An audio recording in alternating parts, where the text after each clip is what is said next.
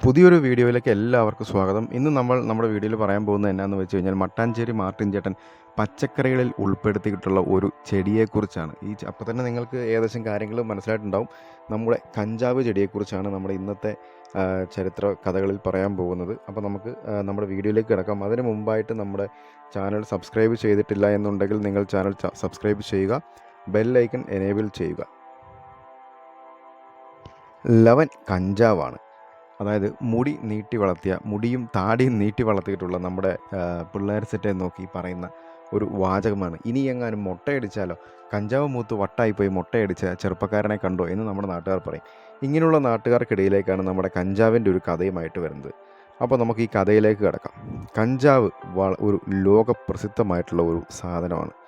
നിയമം മൂലം നിരോധിക്കുകയും അനുവദിക്കുകയും ചെയ്തിട്ടുള്ള കഞ്ചാവിൻ്റെ വിശേഷം നമുക്ക് ഈ വീഡിയോയിലൂടെ അറിയാം. മഹത്വവൽക്കരണമൊന്നുമല്ല, ജസ്റ്റ് ഒരു ഇൻഫർമേഷന് വേണ്ടി മാത്രം ഈ വീഡിയോ എടുക്കുക. കഞ്ചാവിൻ്റെ ഇൻ്റർനാഷണൽ പേരുകൾ കനാബിസ്, മേരുവാന, ട്രൂ ഹെംപ്, ക്വിനാപ്പ് എന്നിവയാണ്. എങ്കിലും പല രാജ്യങ്ങളിലും Indian hemp, weed, pot, dope, grass, swami, stuff, guru, ശിവമൂലി, കഞ്ചൻ എന്നിങ്ങനെ നൂറുകണക്കിന് വട്ടപ്പേരുകൾ ഇട്ടാണ് വിളിക്കുന്നത്. ഈ പേരുകളൊന്നും പോരാഞ്ഞിട്ടാണ് നമ്മുടെ നാട്ടിലെ വിൽപ്പനക്കാർ പല പല രഹസ്യ പേരുകൾ കൂടി ഇതിന് കൊടുക്കുന്നത്. ഒരുപക്ഷെ കോഡ്വേഡായിരിക്കും. ഇന്ത്യയിൽ പൊതുവെ ഗാഞ്ച എന്ന പേരും കേരളത്തിൽ കഞ്ചാവ് എന്ന പേരുമാണുള്ളത്.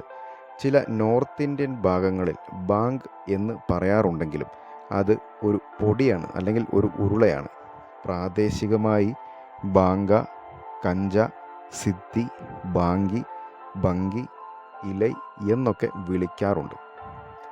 ഇന്ത്യയിൽ കാണപ്പെടുന്ന വെറൈറ്റികൾ: 1.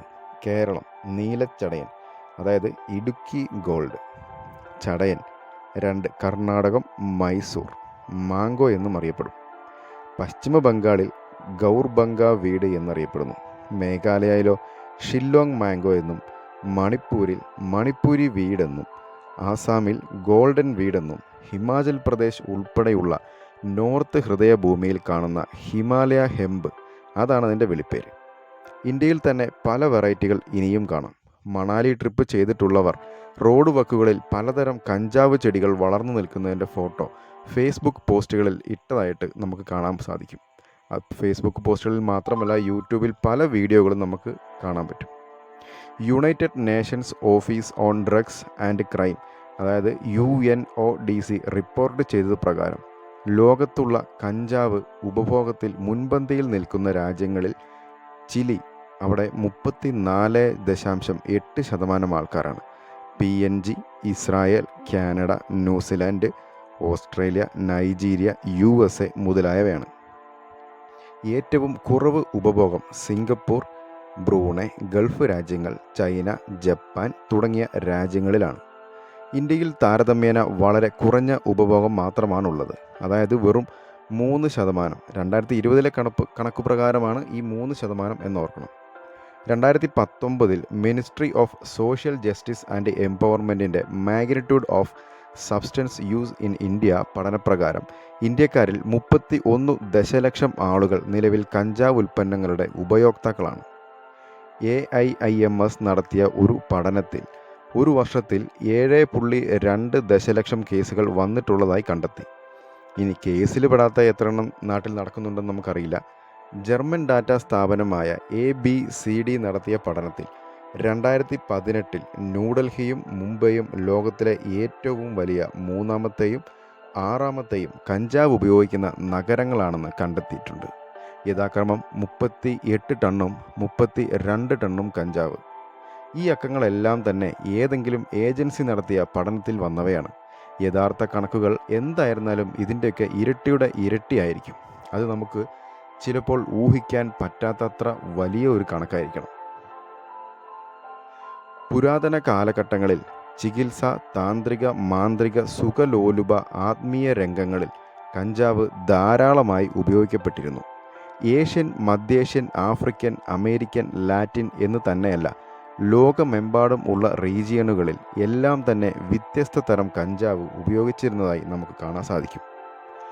കന്നാബേസിയായി ഫാമിലിയിൽപ്പെട്ട കനാബിസ് ജനുസിൽ cannabis, sativa, cannabis indica, cannabis ruderalis എന്നീ 3 സ്പീഷീസുകളും പല ഉപവിഭാഗങ്ങളും അടങ്ങിയ കുടുംബമാണ് കഞ്ചാവിൻ്റേത്. ചേട്ടൻ, അനിയൻ, വല്യപ്പൻ, ചിറ്റമ്മ എന്നൊക്കെ പറയുന്ന പോലെ ആയിരിക്കണം. കഞ്ചാവിൽ 483 തരം സംയുക്തങ്ങൾ അടങ്ങിയിരിക്കുന്നു. ഇതിൽ ഏറ്റവും പ്രധാനപ്പെട്ട സംയുക്തം ആണ് ടെട്രാ ഹൈഡ്രോ കനാബിനോൾ അഥവാ THC. കഞ്ചാവിൻ്റെ മൂല്യം നിർണ്ണയിക്കുന്നത് ഈ സംയുക്തമാണ്. പെൺചെടിയിലാണ് ഇത് കൂടുതൽ കാണപ്പെടുന്നത്. രണ്ടാമത്തെ പ്രധാന സംയുക്തം ടെട്രാ ഹൈഡ്രോ കന്നബിവറിനാണ്, അതായത് THK എന്നറിയപ്പെടും. ഇനി ഇത് മരുന്നിൻ്റെ ഉപയോഗം തരുന്ന കുറച്ചു കാര്യങ്ങൾ നമുക്ക് നോക്കാം. അതിസാരം, മലബന്ധം, സന്ധിവാതം, ബെറിബെറി, മലേറിയ, ശ്രദ്ധക്കുറവ്, വിഷാദരോഗം, ഉറക്കക്കുറവ്, ഛർദി, കീമോതെറാപ്പി സൈഡ് എഫക്റ്റ്, ഗൊണേറിയ, ഭാരനഷ്ടം, വ്രണം കരിക്കൽ, വേദന സംഹാരി, വിശപ്പ് വർദ്ധിനി, വാജീകരണം, ശുക്ലക്ഷയം, സ്ഖലന പ്രശ്നങ്ങൾ, മൈഗ്രെയിൻ, മൾട്ടിപ്പിൾ സ്ക്ലീറോസിസ്, പക്ഷാഘാതം, പാർക്കിൻസൺസ് അസുഖം, അൾഷിമേഴ്സ്, അമിത മദ്യപാനം, ഗ്ലോക്കോമ, ഓബ്സഡീസ്, കമ്പൽസീവ് ഡിസോർഡർ മുതലായ രോഗങ്ങൾക്കും അവസ്ഥകൾക്കും മരുന്നിൻ്റെ ഭാഗമാക്കി കഞ്ചാവ് 20-ാം നൂറ്റാണ്ട് വരെ വ്യാപകമായി ഉപയോഗിച്ചിരുന്നതായി റിപ്പോർട്ടുകളിൽ കാണപ്പെടുന്നു. ഇനി ഈ വീഡിയോ കണ്ടിട്ട് ഇതുപോലുള്ള അസുഖങ്ങളുള്ള ആൾക്കാർ ദയവീത് ഇതിൻ്റെ പുറകെ പോകരുത്. ഇത് വെറും ഒരു ഇൻഫർമേഷന് വേണ്ടി തരുന്നതാണ്. ശരീരത്തിനും മനസ്സിനും ദോഷം വരാത്ത രീതിയിലുള്ള അനുപാതമായിരിക്കും ഈ മരുന്നുകളിൽ ചേർത്തിട്ടുണ്ടാവുക. 20-ാം നൂറ്റാണ്ടിൽ പല അസുഖങ്ങൾക്കും വേണ്ട സാൾട്ടുകൾ കൃത്രിമമായി ഉൽപ്പാദിപ്പിക്കപ്പെട്ടതിനാലും കഞ്ചാവിൻ്റെ ദുരുപയോഗ നിമിത്തം നിയമങ്ങൾ വന്നതിനാലും ഈ മേഖലയിലെ കഞ്ചാവിൻ്റെ ഉപയോഗങ്ങൾ കുറഞ്ഞു വന്നു. ആയുർവേദ ഔഷധങ്ങളിൽ കഞ്ചാവ് ശുദ്ധീകരിച്ചതിന് ശേഷമാണ് ഉപയോഗിക്കുക എന്നറിയുന്നു. കൃത്യതയും അനുമതിയുമില്ലാത്ത കഞ്ചാവ് മരുന്നുകൾ ക്രമേണ ഇവയ്ക്കു നാം അടിമപ്പെടും. സാമ്പത്തികമായും മാനസികമായും ശാരീരികമായും സാമൂഹ്യപരമായും നഷ്ടങ്ങൾ മാത്രമേ നമുക്കുണ്ടാവുകയുള്ളൂ. കഞ്ചാവ് സാധാരണ കത്തിച്ച് പുകയായും ബാഷ്പീകരിച്ചും കഞ്ചാവ് ചായയായും, അതായത് ഗ്രീൻ ഡ്രാഗൺ, ഭക്ഷണങ്ങളിൽ ചേർത്തും കഷായങ്ങളിലും മദ്യത്തിലും ഘടകമായി ചേർത്തും ക്യാപ്സ്യൂൾ രൂപത്തിലും ഒക്കെയാണ് ഉപയോഗിക്കപ്പെടുന്നത്. കഞ്ചാവ് ചെടിയിൽ നിന്നും ചരസ്, ഗാഞ്ച, ബാങ്ക്, ഹാഷിഷ് ഓയിൽ മുതലായവ ഉൽപ്പാദിപ്പിക്കപ്പെടുന്നു.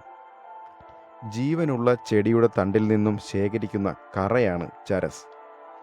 മുറിച്ചെടുത്ത അല്ലെങ്കിൽ മൃതമായ ചെടിയുടെ തണ്ടിലെ കറയാണ് ഹാഷിഷ്. ഇത് കംപ്രസ് ചെയ്തെടുത്ത് പ്രോസസ്സ് ചെയ്യുന്നവയാണ്.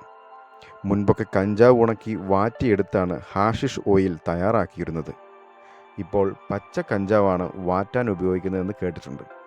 അല്പം കറയോടൊപ്പം പെൺചെടിയുടെ കായും പൂവും ഇലയും ഉണക്കിയെടുക്കുന്നത് ആണ് ഗാഞ്ച എന്ന കഞ്ചാവ്. ഇവ മൃദുവാക്കി ഉരുള രൂപത്തിലോ പൊടിയാക്കിയെടുത്താലോ അതിന് ബാങ്ക് എന്ന് പറയും. ഇതിൽ ഇലയാണ് കൂടുതൽ. കേക്ക്, ക്രീം രൂപങ്ങളിലും കഞ്ചാവ് ലഭിക്കുന്നു. മലാന ക്രീം നിങ്ങളൊക്കെ കേട്ട് കാണും. അത് വളരെ പ്രസിദ്ധമായിട്ടുള്ള ഒരു ക്രീമാണ്. ഒരു ചെടിയിൽ നിന്നും 45% കഞ്ചാവും 25% ബാങ്കും 10-20% ചരസും ഹാഷിഷ് എന്നിവയും കിട്ടുന്നു. പല രാജ്യങ്ങളിലും കഞ്ചാവ് ബൈൻഡിങ് ഏജൻസായി കൂടിച്ചേർത്ത് കേക്ക് രൂപത്തിൽ തയ്യാറാക്കാറുണ്ട്. ഷൂ പോളിഷ് അത്തരം ഒരു ഏജൻ്റാണ്. വില കുറവായതിനാൽ തെക്കേ അമേരിക്കൻ രാജ്യങ്ങളിലും ആഫ്രിക്കൻ രാജ്യങ്ങളിലും ഒരുപാട് പേർ ഇത് ഉപയോഗിക്കുന്നുണ്ട്. വളരെ ടോക്സിക് ആയിട്ടുള്ളൊരു പദാർത്ഥമാണ്. ഹിമാചൽ റീജിയനിൽ കാണപ്പെടുന്ന ഇനമായ ഹെംപ് ഈറ്റയുടെ സ്വഭാവ ഗുണങ്ങൾ കൂടിയുള്ളവയാണ്. ഇതിൽ നിന്നും കഞ്ചാവും മറ്റും അല്ലാതെ ഈ ഈറ്റ കൊണ്ട് ചെരുപ്പ്, കയർ, വിരികൾ, ഫുഡ് ഐറ്റംസ് എന്നിവ നിർമ്മിക്കാൻ കഴിയുന്നു. അതുമാത്രമല്ല, കോൺക്രീറ്റിൽ മിശ്രിതമായും ഇൻസുലേഷനിലും ഓയിലുകൾ, വാർണിഷുകൾ, പ്ലാസ്റ്ററിംഗ് മെറ്റീരിയലുകൾ, ബയോപ്ലാസ്റ്റിക്, ഫർണിച്ചർ, ബോർഡുകൾ, പേപ്പർ, ജുവലറി, ബയോഫ്യൂവൽ എന്നിങ്ങനെയുള്ള പല വസ്തുക്കളും ഇവയിൽ നിന്ന് നമുക്ക് ഉണ്ടാക്കാൻ സാധിക്കും. കഞ്ചാവ് നമ്മുടെ ശരീരത്തിൽ പ്രവർത്തിക്കുന്നത് 2 തരത്തിൽപ്പെട്ട കനാബിനോയിഡ് റിസപ്റ്റേഴ്സ് വഴിയാണ്. CB1 receptor and CB2 receptor. ആദ്യഘട്ടത്തിൽ ഇന്ദ്രിയങ്ങളെ ഉത്തേജിപ്പിച്ച് ഉന്മാദാവസ്ഥ ഉണ്ടാക്കുകയും 2ാം ഘട്ടത്തിൽ മയക്കത്തിലേക്ക് കൊണ്ടുപോകുകയും 3ാം ഘട്ടത്തിൽ പൂർണ്ണ മയക്ക ഉന്മാദാവസ്ഥയിൽ സ്വപ്നങ്ങൾ കാണുന്നതായി തോന്നിപ്പിക്കുകയും ചെയ്യുന്നു. രണ്ടോ മൂന്നോ തവണത്തെ ഉപയോഗത്തോടു കൂടി നാം ഇതിന് അടിമപ്പെട്ടു പോകും. പിന്നീട് സ്വയം തിരിച്ചുവരവ് പ്രയാസമാണ്. ലോകത്ത് പല സർക്കാരിതര സ്ഥാപനങ്ങളും കഞ്ചാവിൻ്റെ ദോഷങ്ങളെപ്പറ്റി പഠനം നടത്തിയിട്ടുണ്ട്. അതിൻ പ്രകാരം എന്തൊക്കെ ദോഷങ്ങളാണ് നമ്മുടെ ശരീരത്തിനും മനസ്സിനും ഉണ്ടാകുന്നതെന്ന് നമുക്ക് നോക്കാം. കഞ്ചാവിൻ്റെ ഏത് ഉൽപ്പന്നവും ഉപയോഗിക്കുന്ന ഒരാൾക്ക് വളരെ കുറച്ച് നാൾ കൊണ്ട് തന്നെ ഉത്കണ്ഠയും പരിഭ്രാന്തിയും ശ്രദ്ധക്കുറവും ഓർമ്മക്കുറവും ഉണ്ടാകും. അതോടൊപ്പം നേരിയ മാനസിക രോഗലക്ഷണങ്ങളും കാണിക്കും. കൂടാതെ വരണ്ടവായ, ചലനശേഷി കുറയൽ, കണ്ണുകളുടെ ചുവപ്പ്, തലകറക്കം, ക്ഷീണം, ഛർദി തുടങ്ങി ദിവസങ്ങൾ നീണ്ടു നിൽക്കുന്ന ചിത്തവിഭ്രാന്തി, അതായത് നാടൻ ഭാഷയിൽ പറഞ്ഞാൽ നല്ല വട്ടിൻ്റെ ലക്ഷണങ്ങൾ കാണിക്കുകയും ചെയ്യാം. കടുത്ത അളവിലെ ഉപയോഗം അല്ലെങ്കിൽ ദീർഘനാളത്തെ ഉപയോഗം നിമിത്തം അപമൃത്യു വരെ സംഭവിക്കാം. പ്രധാനമായും കാർഡിയോവാസ്കുലാർ സിസ്റ്റത്തിന് സംഭവിക്കുന്ന അനിയന്ത്രിതമായ വ്യതിയാനം കാരണം ഉണ്ടാകുന്ന പെട്ടെന്നുള്ള മരണം. ഇവ മാത്രമല്ല, ബ്രോങ്കൈറ്റിസ് ഉണ്ടാകാനുള്ള ഉയർന്ന സാധ്യത, കടുത്ത കഫക്കെട്ട്, ശ്വാസകോശ സംബന്ധിയായ പ്രശ്നങ്ങൾ വഷളാക്കുക, വളരെ ദുർബലമായ പ്രതിരോധശേഷി, കിക്കു നിൽക്കുന്ന മണിക്കൂറുകളിലെ 120 മുകളിലേക്കുള്ള വേഗത്തിലുള്ള ഹൃദയമിടിപ്പ് കാരണം ആവശ്യത്തിനുള്ള ഓക്സിജൻ കിട്ടാതെ ഉണ്ടാകുന്ന ഹൃദയസ്തംഭനം, ട്യൂമർ വളർച്ചയിൽ കൈവരിക്കുന്ന അതിവേഗത, ഗർഭപിണ്ഡത്തിൻ്റെ വികാസ തടസ്സം, മസ്തിഷ്ക വളർച്ചയെ തടസ്സപ്പെടുത്തൽ, ഉയർന്ന അളവിലുള്ള ഉപഭോഗം ടെസ്റ്റിക്കുലർ ക്യാൻസർ ഉണ്ടാക്കാനുള്ള സാധ്യത, അങ്ങനെ പലതുമുണ്ട്. ഏറ്റവും അവസാനം നടന്ന പഠനമനുസരിച്ച് കഞ്ചാവ് തലച്ചോർ പ്രായമാക്കുന്നതിൻ്റെ വേഗത വളരെയധികം കൂട്ടുന്നു എന്നതാണ്. 1985 വരെ കഞ്ചാവ് ഇന്ത്യയിൽ നിരോധിച്ചിരുന്നില്ല. 1985 സെപ്റ്റംബർ 16 പാസാക്കിയ narcotics, drugs and psychotropic substance act പ്രകാരമാണ് ഇന്ത്യയിൽ ഇതിൻ്റെ ഉപയോഗം നിയന്ത്രണ വിധേയമാക്കിയത്. എന്നുവെച്ചാൽ മെഡിസിന് മാത്രം ആയിട്ട് നമുക്കിത് ഉപയോഗിക്കാൻ പറ്റും. ഇത് കേന്ദ്ര സർക്കാർ ഡൽഹി ഹൈക്കോടതിയിൽ 2022 വ്യക്തമാക്കിയതാണ്. സമാനമായ രീതിയിൽ പല സംസ്ഥാനങ്ങളിലും പല നിയമങ്ങളും കൊണ്ടുവന്നിട്ടുണ്ട്. പഴയ ബംഗാൾ പ്രവിശ്യ ഭരിച്ചിരുന്ന ബ്രിട്ടീഷ് ഇന്ത്യ ഗവൺമെൻറ്റിന് കഞ്ചാവ് ഉൾപ്പെടെ ഈ ദേശങ്ങളിൽ ഉപയോഗിക്കപ്പെടുന്ന ലഹരി മരുന്നുകളെപ്പറ്റി നന്നായി അറിയാമായിരുന്നു. 1790 ലഹരി പദാർത്ഥങ്ങൾക്കുള്ള നികുതി നടപ്പാക്കിയത്. 1793 കഞ്ചാവിനെയും കഞ്ചാവ് ഉൽപ്പന്നങ്ങളെയും ഇവയിൽ കൂട്ടിച്ചേർത്തു. 1800 ചരസിൻ്റെ നിർമ്മാണവും വിൽപ്പനയും നിരോധിച്ചെങ്കിലും 1824 ഈ നിരോധനം പിൻവലിക്കുകയുണ്ടായി. ഖജനാവ് കാലിയായി കാണണം, അതുകൊണ്ട് തന്നെയായിരിക്കും അത് പിൻവലിച്ചത്. 1849 കൽക്കട്ട നഗരത്തിൻ്റെ വരുമാനം വർദ്ധിപ്പിക്കാൻ വേണ്ടി ചില്ലറ വിൽപ്പനയ്ക്കുള്ള കഞ്ചാവിന് അളവുകൾ നിശ്ചയിച്ചു. ഇത്തരത്തിലുള്ള നിയമരീതി ബംഗാളിൽ മാത്രമല്ല, ഇന്ത്യയിലെ എല്ലാ പ്രവിശ്യകളിലും കൊണ്ടുവരാൻ തുടങ്ങി. ചെറിയ അളവുകളിലെ നികുതി കണക്കാക്കൽ പ്രയാസമായതിനെ തുടർന്ന് 1853 വലിയ ഭാരം നോക്കി കണക്കാക്കാൻ തുടങ്ങി.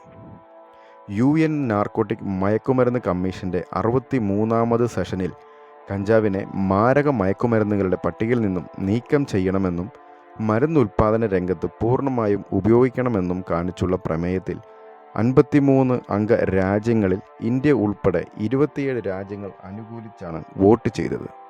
പല സംസ്ഥാനങ്ങളും കഞ്ചാവിനെ ഒരു നാണ്യവിളയായി കാണണമെന്നും സർക്കാർ നിയന്ത്രണത്തിൽ കൃഷി നടത്തണമെന്നുള്ള അഭിപ്രായക്കാരാണ്.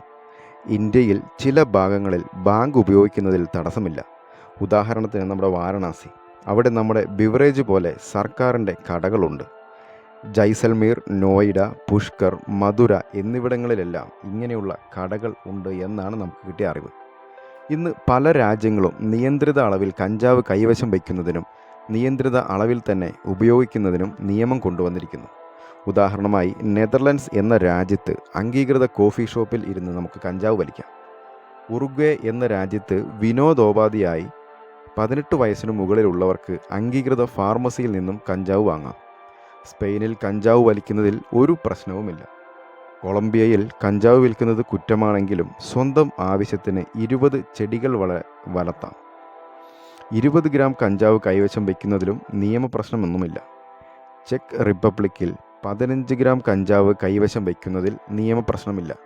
അത് കാനഡയിലാണെങ്കിൽ 30 ഗ്രാം കഞ്ചാവ് കൈവശം വയ്ക്കാം. സ്വന്തം ആവശ്യത്തിന് 4 ചെടികൾ വരെ വളർത്താം. 18 വയസ്സിന് മുകളിലുള്ളവർക്ക് അംഗീകൃത ഫാർമസിയിൽ നിന്നും കഞ്ചാവ് വാങ്ങാൻ സാധിക്കും. തായ്ലൻഡിൽ വ്യാപകമായ രീതിയിൽ സർക്കാർ മുൻകൈ എടുത്തിട്ടുള്ള കഞ്ചാവ് കൃഷി ഈയിടെയാണ് തുടങ്ങിയത്. 10 ലക്ഷം തൈകളാണ് കർഷകർക്ക് കൃഷിക്കായി കൊടുക്കുന്നത്. എന്നാൽ നിയമവിരുദ്ധമായ കഞ്ചാവ് ഉപയോഗം പാടില്ല. ആഹാരത്തിലും പാനീയത്തിലുമുള്ള കഞ്ചാവിൻ്റെ അളവ് 0.2% THCയിൽ കൂടാനും പാടില്ല. പല രാജ്യങ്ങളും ഇപ്പോൾ ഈ വഴിയാണ് സഞ്ചരിക്കുന്നത്. മനുഷ്യന് ദോഷകരമാണ് എന്നറിഞ്ഞിട്ടും പല രാജ്യങ്ങളും ഈ രീതിയിൽ ചിന്തിക്കുന്നതിനുള്ള കാരണങ്ങൾ: 1. പ്രധാനമായും സർക്കാരിൻ്റെ വരുമാനം വർദ്ധിപ്പിക്കുക. 2. സർക്കാർ നിയന്ത്രണങ്ങൾ ഫലപ്രദമല്ല എന്ന കാരണം കൊണ്ട് ഡാർക്ക് വെബ് ഉൾപ്പെടെയുള്ള മാർക്കറ്റുകളിൽ ഉള്ള വിൽപ്പനയെ തകർക്കുക എന്നിവയാണ്. ഇനി എൻ്റെ വ്യക്തിപരമായ അഭിപ്രായത്തിൽ കഞ്ചാവ് എന്നതൊരു കുടുംബ സാമൂഹ്യ വിപത്താണ്. അതിൻ്റെ ഉപയോഗം മരുന്നുൽപാദനം എന്ന രീതിയിൽ മാത്രം നിയന്ത്രിക്കുക. നമ്മുടെ തലമുറകളെ നശിപ്പിക്കുന്ന, നമ്മുടെ ചെറുപ്പക്കാരെ നശിപ്പിക്കുന്ന കഞ്ചാവ് ഉൾപ്പെടെയുള്ള മയക്കുമരുന്നുകളെ എപ്പോഴും ദൂരെ നിർത്തുക. ആരോഗ്യകരമായ കുടുംബ ബന്ധവും സാമൂഹ്യ ബന്ധവും നല്ല രീതിയിൽ നിലനിൽക്കട്ടെ. നമ്മുടെ നല്ല ഒരു തലമുറകൾ നാളെ വളർന്നു വരട്ടെ. ഇനി ചെറിയൊരു കണക്കും കൂടെയുണ്ട്. 2020 ഏപ്രിൽ 1 മുതൽ 16 മാസം കേരളത്തിൽ പോലീസും എക്സൈസും പിടിച്ച കഞ്ചാവിൻ്റെ കണക്ക് പത്രത്തിൽ വന്നത് 9094 കിലോ ആണ്. ഇതിൽ പറമ്പിലും വീട്ടിൽ നിന്ന് കഞ്ചാവ് ചെടി പിടിച്ചതിൻ്റെ എണ്ണം 1169 എണ്ണമാണ്.